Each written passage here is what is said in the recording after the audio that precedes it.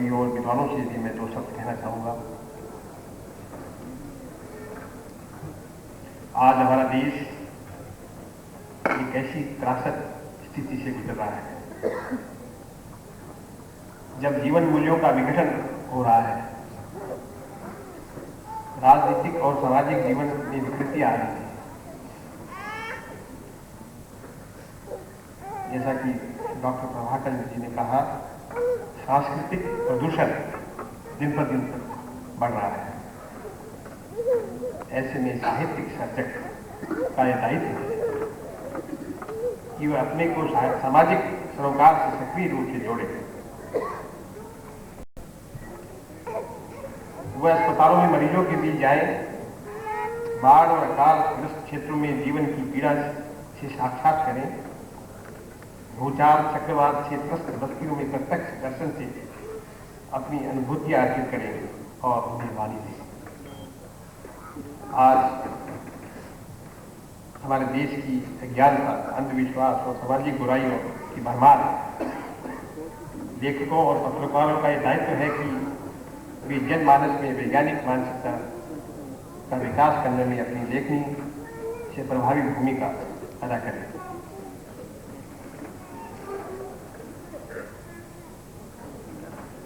आज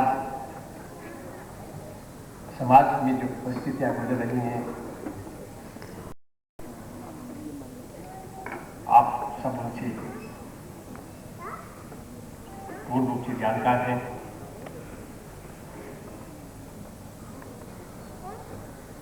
ऐसी ताकतें आज काम कर रही है जो समाज को तोड़ना चाहती है।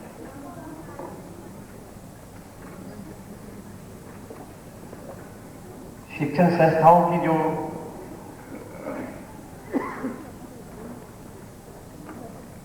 स्थिति है, इसके बारे में डॉक्टर मनोहर प्रभाकर जी ने प्रकाश डाला। कहूँगा कि इलेक्ट्रॉनिक मीडिया के माध्यम से आज हमारी संस्कृति पर हमला हो रहा है। डॉक्टर भानावत जीवन पर्यंत भारतीय संस्कृति की उपासक रहे।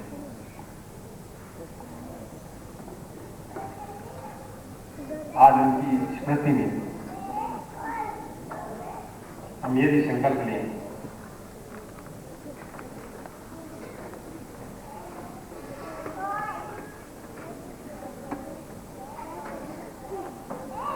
कि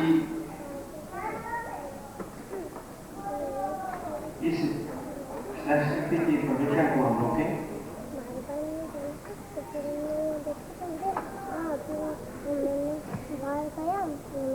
अच्छे साहित्य का सृजन इस प्रदूषण को रोकने का विकल्प हो सकता है। और मैं यह डॉक्टर नरेंद्र प्रभाव जैसे सात्विक और शीतुल सर्जक निश्चय ही हमें अपने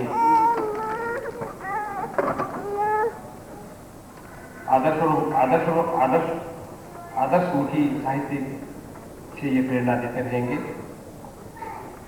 एक परिवार के सदस्य उनके द्वारा लिखे गए मार्ग का अनुसरण कर समाज के दूसरे लोगों के लिए भी प्रेरणा स्रोत बने रहेंगे।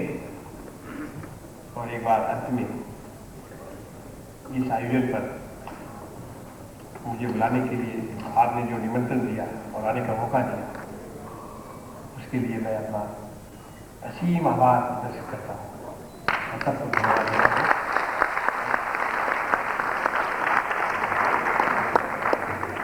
धन्यवाद। माननीय राज्यपाल महोदय, भ्राता श्री गौरंगी राजनीति विभाग, बात तो आज सुबह से बादल होने से दर्शन नहीं हुए, लेकिन इस हॉल में प्रकट हुए ऐसे डॉक्टर मनोहर प्रभाकर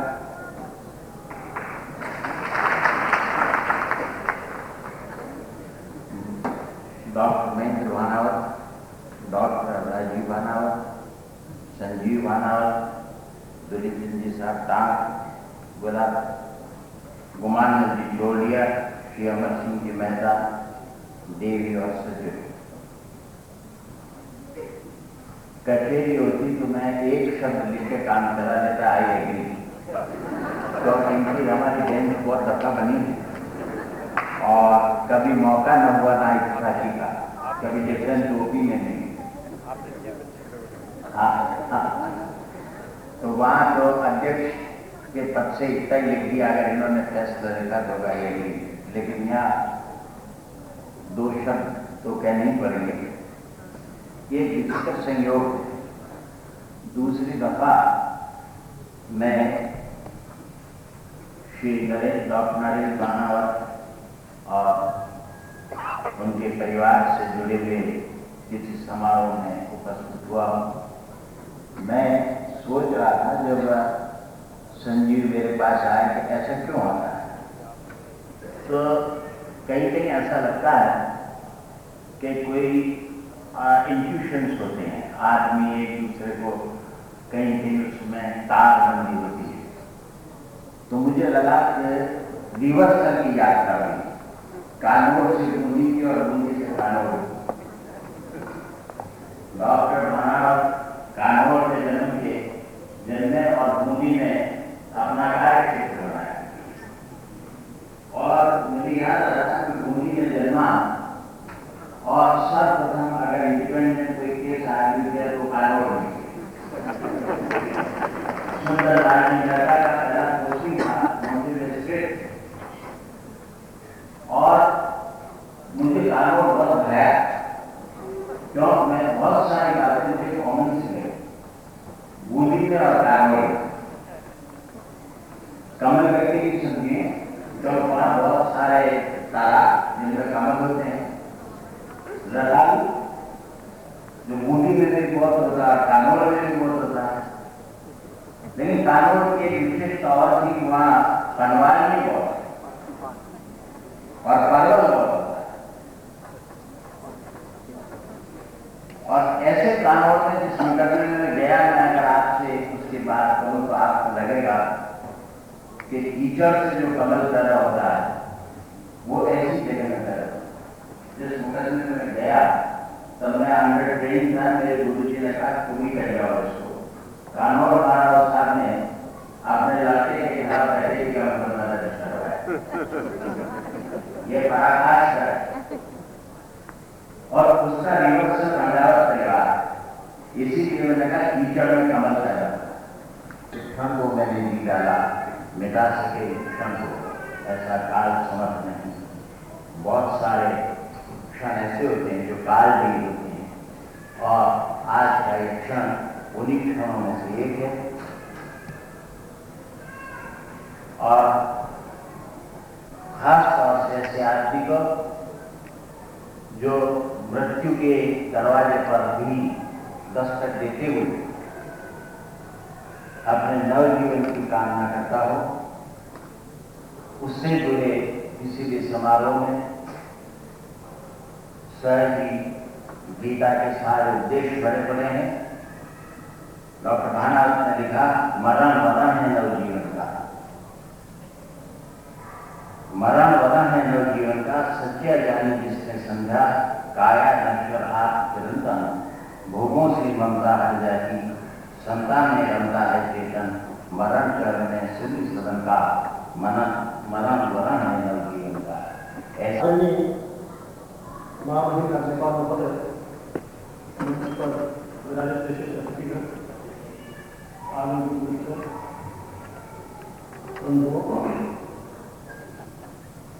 आभार प्रदर्शन के लिए सबसे पहले मैं अपना आभार प्रकट करता हूँ महामहिम राज्यपाल महोदय के प्रति।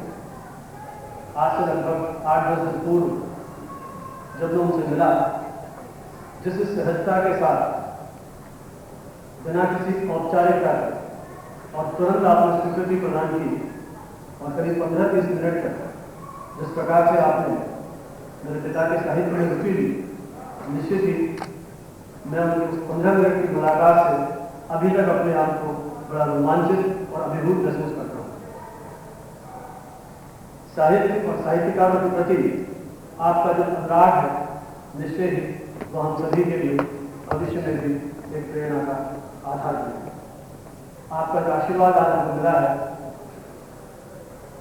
मुझे पूरा विश्वास है उस आशीर्वाद के कारण हम अपने सीमित संसाधनों के बावजूद जो संकल्प लिए हैं उनकी पूर्ति कर सकने में सक्षम हो सके। आज ही के दिन 4 वर्ष पूर्व जब हमने सोच संस्थान का लोकार्पण किया था, तब संभवतः पहली बार मेरा परिचय हुआ था न्यायमूर्ति दवे साहब से, जब उन्हीं के सानिध्य में अपने ही निवास पर हमने यह आयोजन किया था। ये 4 वर्ष का समय उनके साथ जिस प्रकार से आत्मीयता के सूत्र जुड़े हैं, न सिर्फ हमारे पारिवारिक आयोजनों में मुझे उनका एक मसल स्नेह मिला है, बल्कि हमारी जिस प्रकार की जो गतिविधियाँ रही हैं, जो हमने संगोष्ठियाँ सेमिनार आयोजित किए हैं, उसमें भी आपका एक वैचारिक मार्गदर्शन मिला है। आपने कभी मुख्य अतिथि के रूप में, कभी अध्यक्ष के रूप में, कभी मुख्य वक्ता के रूप में हमारे उन सारे आयोजनों को सफल बनाने में, वैचारिक चेतना को आगे बढ़ाने में जो स्नेह दिया है, आशीर्वाद दिया है, उसके लिए मैं उनके प्रति कृतज्ञता अर्पित करता हूँ। विचार विमर्श की मुझे आवश्यकता पड़ी, मार्गदर्शन की आवश्यकता पड़ी, मैं तुरंत उनके पास पहुँचा हूँ और आपने अपनी संपूर्ण दक्षताओं के बावजूद मुझे समय दिया है, मार्गदर्शन दिया है। श्रद्धेय दुलीचंद जी चांद और सुमानंद साहब चरोड़िया, इनका भी पूरा आशीर्वाद हमारे परिवार पर रहा है। वेद बालिका शिक्षण संस्थान से अभी भी उन्होंने मुझे जोड़ा है। जब जब आवश्यकता पड़ती है, हालांकि मुझसे बहुत वरिष्ठ हैं, उनका अनुभव, ज्ञान, उसके बावजूद आप जिस सहजता से जब भी कभी मिलते हैं या टेलीफोन पर सुझाव देते हैं, कार्य करने की प्रेरणा देते हैं, इसी प्रकार जो सामाजिक गतिविधियां हैं उनके साथ मुझे बराबर सक्रिय बने रहने के लिए चरोड़िया साहब का एक आशीर्वाद और प्रेरणा मिलती रही है। मैं आप सबके प्रति अपनी कृतज्ञता करता हूं। मैं आभारी हूँ वेद बालिका शिक्षण संस्थान के उनकी प्राचार्य और ब्रह्मदेव स्वामी से सरकारी तौर पर विशेष रूप से सुशील डॉक्टर शोभा भाटिया और डॉक्टर रोजी जी का जिन्होंने मेरे निवेदन पर सरस्वती वंदना और भक्ति संगीत के माध्यम से इस आयोजन में अपनी सहभागिता प्रकट किया है। महाविद्यालय का सहज स्नेह बराबर आज तक हमको मिल रहा है। नमन की प्रकाशन यात्रा में जो 5 वर्ष का समय रहा, इस प्रकाशन यात्रा में अनेक सहयात्री श्रद्धांजलि हमारे पास रहे। शायद सभी का नामोल्लेख कर आभार प्रकट करना मेरे लिए संभव नहीं होगा, किंतु फिर भी मैं विशेष रूप से पॉपुलर प्रिंटर्स के श्री महावीर जी गोयल और श्री निर्मल जी गोयल का और विशाल कंप्यूटर्स के श्री दामोदर पारीक जी का विशेष रूप से अनुग्रह प्रकट करना चाहूँगा, जिन्होंने पिछले 1.5 साल में इस ग्रंथ के प्रकाशन के लिए अपनी समस्त शक्तियों को एक प्रकार से हमारे साथ लगा दिया और इस अपना ही काम मानकर पूरे मनयोग से इस रुचिपूर्ण प्रकाशन को आप तक पहुँचाने में हमें सहयोग दिया। संचार माध्यमों का सहयोग भी मुझे हमेशा से मिलता रहा है। इस अवसर पर विशेष रूप से मैं अपने मित्रों का, श्री सईद अहमद खान साहब का, भाई श्री श्याम माथुर, गोविंद पारीक, ईश्वर दत्त जी माथुर, अशोक चतुर्वेदी, हरीश पाराशर, डॉक्टर यश गोयल आदि अनेक मित्रों ने मुझे न सिर्फ इस आयोजन के लिए प्रेरणा की, बल्कि जब भी कभी इस प्रकार के अवसर आते हैं उनमें लगातार आपका सक्रिय जुड़ाव, सानिध्य मुझे मिलता रहा है। अपने सहपाठी वेद प्रकाश का भी मैं आभारी हूँ, जिसने इस शोध संस्थान को एक मूर्त रूप देने में मुझे सहयोग किया। मैं आभारी हूँ श्री प्रसाद जी लूनिया का, जो वैसे तो हमारे पड़ोसी हैं, लेकिन उसके बावजूद जो भी हमारी सामाजिक गतिविधियां रही हैं पिछले कई वर्षों से, उनसे भी आपका एक सक्रिय जुड़ाव बना रहा है और आपका स्नेह वत्सल मुझे बराबर मिलता रहा है। इस कार्यक्रम के संयोजक राजस्थान विश्वविद्यालय में हिंदी विभाग के associate professor doctor Sudesh Batra ji का भी मैं आभार तो क्या प्रकट करूं, क्योंकि मैं तो उनका विद्यार्थी भी रहा हूं और जब उन्होंने इस विश्वविद्यालय में ज्वाइन किया था तब मैं उनका एमए विद्यार्थी था। कि जो कुछ आज हम कर पाए हैं मैं प्रत्यक्ष रूप से उन्हीं के आशीर्वाद का प्रतिफल मानता हूँ। उन्होंने इस कार्यक्रम का संयोजन करने के लिए अपनी स्वीकृति दी, उनके लिए मैं आभारी हूँ। इस सदन में मेरे अनेक शिक्षक भी यहाँ बैठे हुए हैं, श्रद्धेय डॉक्टर एल पी सक्सेना साहब, डॉक्टर राम प्रकाश सिंह श्रेष्ठ, डॉक्टर धनराज जी चौधरी, इन सब का भी जो संस्कार हमें मिले हैं उसके पीछे इन्हीं की प्रेरणा रही है। विश्वविद्यालय में मेरे विभाग के सभी सहयोगी हमारे मानव निदेशक डॉक्टर भवन सुराणा जी का मार्गदर्शन प्रेरणा हमेशा मुझे रही। हमारे सहयोगी श्री कैलाश शर्मा जी, हनुमान सिंह और गोविंद पांडे, इन्होंने भी इस आयोजन के लिए हर संभव सहयोग मुझे उपलब्ध कराया है। मेरे सभी आयोजनों के साथ विद्यार्थियों की एक बड़ी टीम जुड़ी रही है। इस अवसर पर विशेष रूप से उनके प्रति मैं अपने कृतज्ञता अर्पित करना चाहूँगा। मोनिका शर्मा जो असली इंडियन एक्सप्रेस समूह के साथ जुड़ी हुई है, कविना नागपाल, वाणी भटनागर, निधि मिश्रा जो राजस्थान पत्रिका से जुड़ी हुई है, शगुन पांडे और सुरभि राघव जो राजस्थान विश्वविद्यालय के विज्ञान विभाग के हमारे विद्यार्थी हैं, गुंजन भट्ट और आभा ओझा जो अब लेक्चरर के रूप में काम कर रही है, और हीना रस्तोगी जो हमारे पत्रकारिता के विद्यार्थी हैं। इन सभी का किसी न किसी रूप में इस आयोजन को सफल बनाने के लिए सहयोग रहा है, उसके लिए भी मैं उनके प्रति अपना आभार प्रकट करता हूँ। हमारे ही विभाग के भाई मनीष गोधा जिन्होंने इस पूरे संस्थान पर अपनी एक टिप्पणी समाचार पत्रों में लिखी, उसके लिए भाई श्री कृष्ण शर्मा जी ने भी जो गाले ही अवसर पर तैयार किया तो राजस्थान पत्रिका में प्रकाशित किया गया है, उनके प्रति भी समाचार पत्रों के प्रति भी मैं अपना आभार प्रकट करता हूँ। अपने मित्र प्रेस फोटोग्राफर श्री महेश स्वामी जिन्होंने फोटोग्राफी के माध्यम से और इसकी वीडियो कवरेज के माध्यम से जो मैं सहयोग दिया है, मैं इनके प्रति भी अपना आभार प्रकट करता हूँ। बिरला सभागार के सभी पदाधिकारियों का, स्टाफ के सभी सदस्यों का जिन्होंने स्थान में उपलब्ध करा करके आवश्यक सुविधाएं जुटाने में सहयोग दिया है, मैं सभागार के सभी पदाधिकारियों के प्रति अपना आभार प्रकट करता हूँ। इस अवसर पर मैं अपने परिवार के सभी सदस्यों के प्रति भी आभार प्रकट करता हूँ। संगठन को पूरा करने के लिए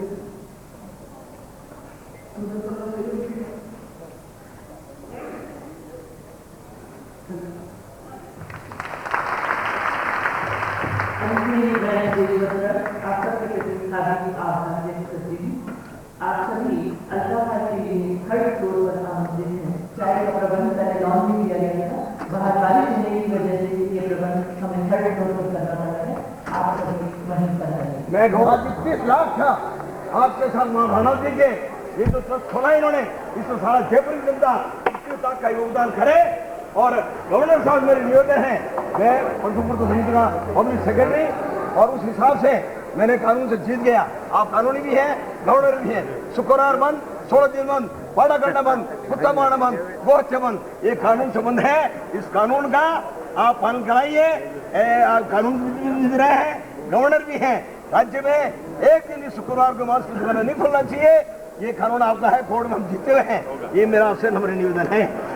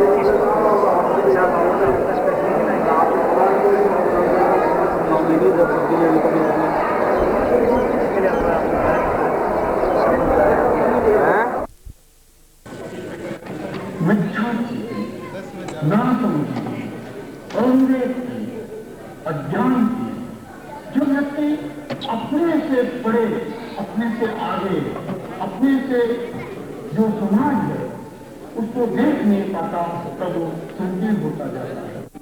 और आनंद का जो भाव है, आनंद की जो स्थिति है, वो केवल बाहर देखता है, पर पदार्थों में देखता है, इंद्रियों के विषय सेवन में देखता है। और जब उसको लगता है कि ये विषय सेवन के क्षेत्र है, अब मुझसे छूट जाएंगे। इन विषयों को ग्रहण करने की जो शक्तियां हैं, ग्रहण करने के जो मीन्स हैं, उपकरण है, जो इंद्रियां है, और मेरी ये आंख इसकी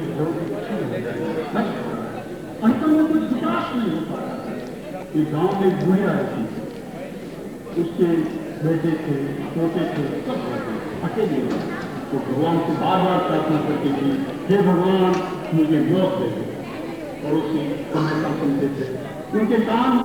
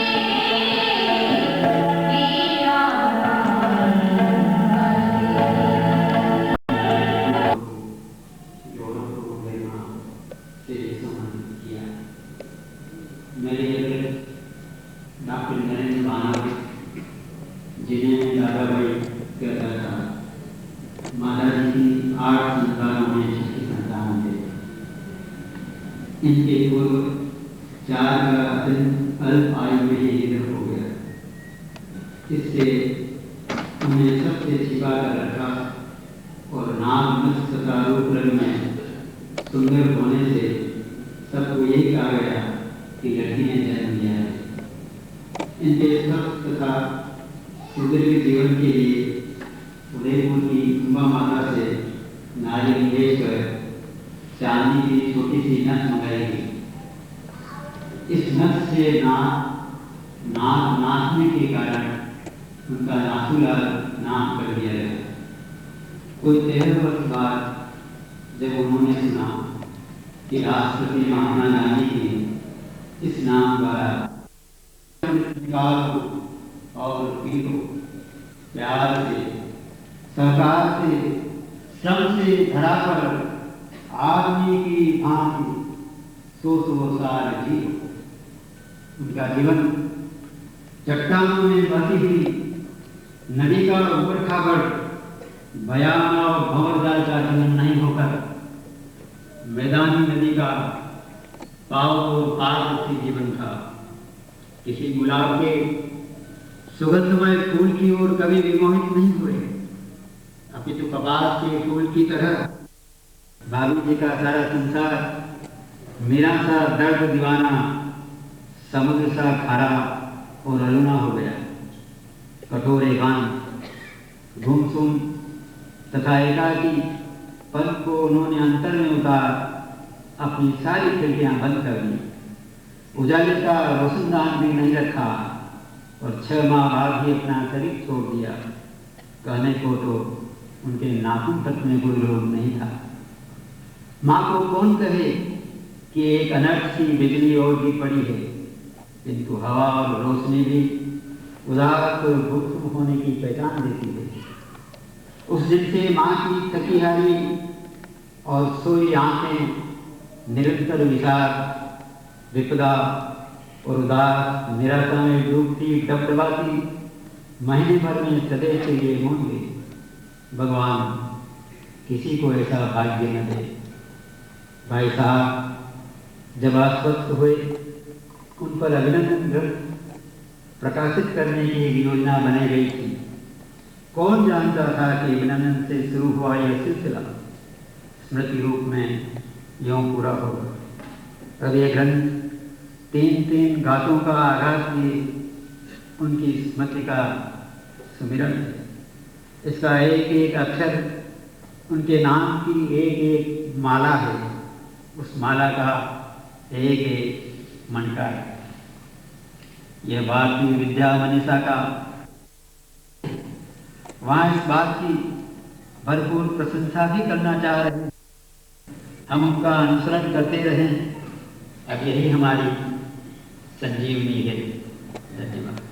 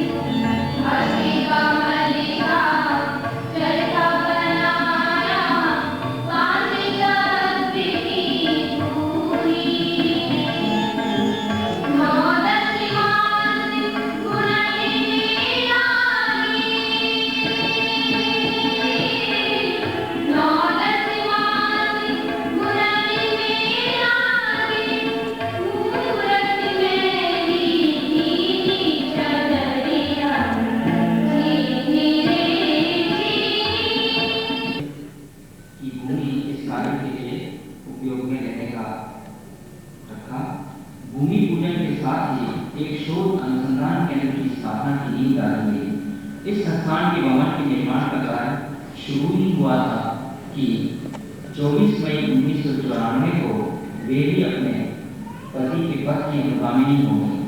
उन्होंने जीवन भर हर क्षेत्र में अपने पति का साथ दिया। उनके निधन के बाद भी उनसे अलग नहीं रह सकी। अपने विकासशी एवं मातुश्री के सपनों को साकार करने का दायित्व उनके पुत्रों पर आ गया। बड़े पुत्र डॉक्टर संजीव मानव स्वयं शिक्षा जगत से